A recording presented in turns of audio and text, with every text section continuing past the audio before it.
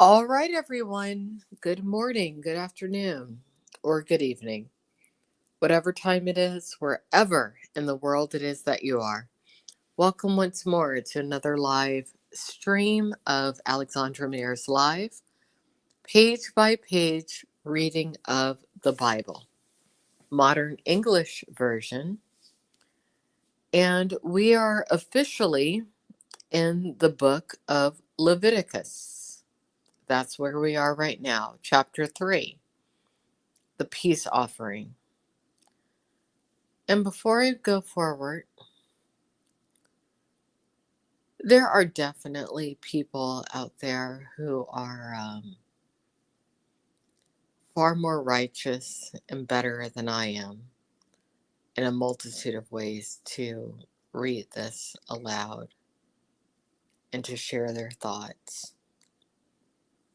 I was thinking about that a little bit this evening. I definitely have answered a certain calling to do this, but I'm not the best. Not at all. For those of you who have chosen to embark on this journey with me, I do appreciate you greatly, but I'm so not the best. It's comical actually.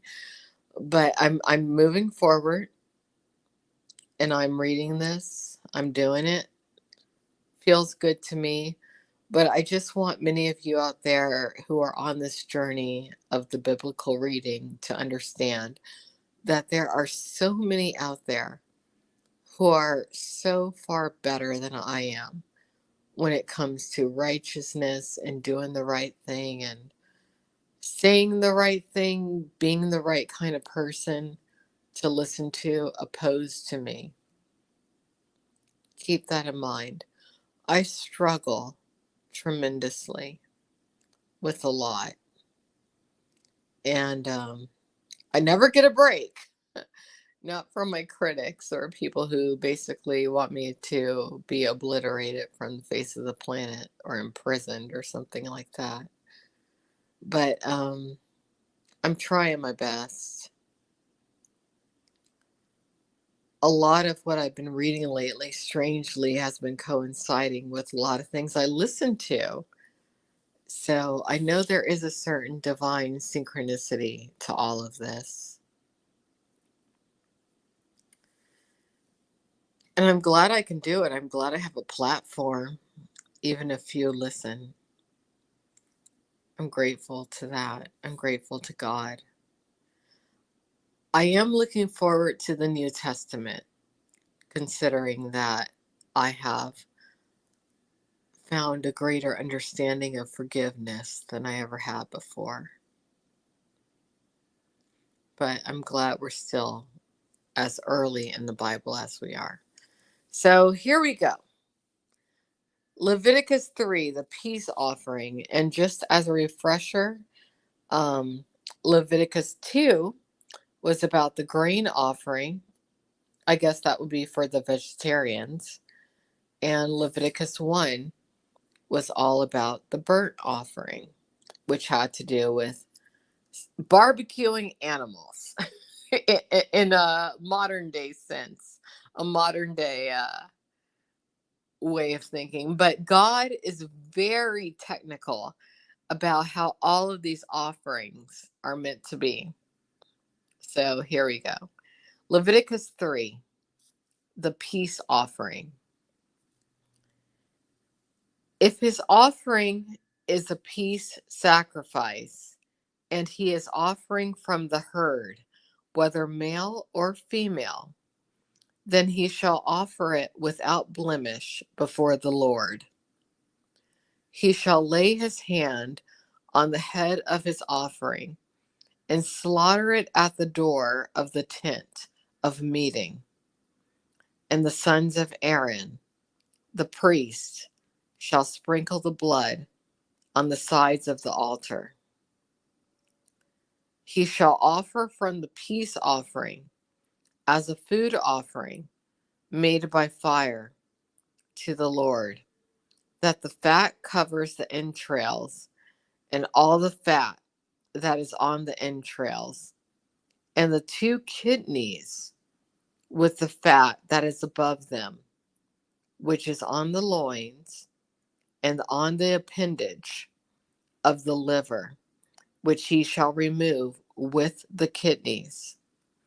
Then the sons of Aaron shall burn it on the altar of the burnt sacrifice that is on the wood, that is on the fire, as a food offering made by fire, which is a pleasing aroma for the Lord. And it's important to note here that all of this is very technical as far as how the offering, if it's alive, meaning an animal, is meant to be given to God, how it's meant to be killed at the entrance of the tent of meeting, how the sons of Aaron have to participate in the act. It's a little bit gruesome when you really think about it, but it's not so bad. It could be worse. Let's continue. If his offering for the peace sacrifice to the Lord is from the flock, male or female, he shall offer it without blemish. If he is offering a sheep for his offering, he shall offer it before the Lord. He shall lay his hand upon the head of his offering and slaughter it before the tent of meeting, and the sons of Aaron shall sprinkle its blood on the sides of the altar. He shall offer from the peace sacrifice a food offering made by fire for the Lord, its fat and the whole fatty tails, from which he shall remove close to the backbone, and the fat that covers the entrails, and all the fat that is on the entrails, and the 2 kidneys with the fat that is above them, which is on the loins, and the appendage on the liver, which he shall remove the kidneys. The priest shall burn it on the altar as a food offering made by fire for the Lord. So they're really particular about how this animal is butchered and whatnot for the holy sacrifice. That's super important to keep in mind when it comes to what those who practice Judaism consider kosher when you really think about it. This is in the Bible. This is in the holy text. And I mean, you could kind of circumvent all this if you were to become a vegetarian, which is something I'm very close to becoming at this stage.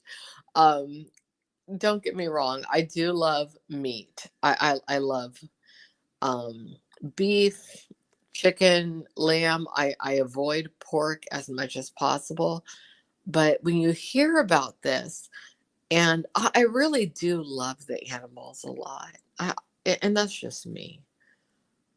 And every animal has its place when it comes to the sacrifice to God and whatnot, at least according to the Bible. But it's a bit much. So let's continue. If his offering is a goat, he shall offer it before the Lord. He shall lay its hand on its head and slaughter it before the tent of meeting. And his sons of Aaron shall sprinkle its blood on the sides of the altar. He shall offer it from his offering, an offering made by fire for the Lord. The fat that covers the entrails, and all the fat that is on the entrails, and the 2 kidneys with the fat that is above them, which is on the loins, and the appendage of the liver, which shall remove with the kidneys. The priest shall burn them on the altar as a food offering made by fire of a pleasing aroma. All the fat belongs to the Lord. And the aroma is an important thing. We keep hearing references, especially with the grain offering, when it comes to the frankincense.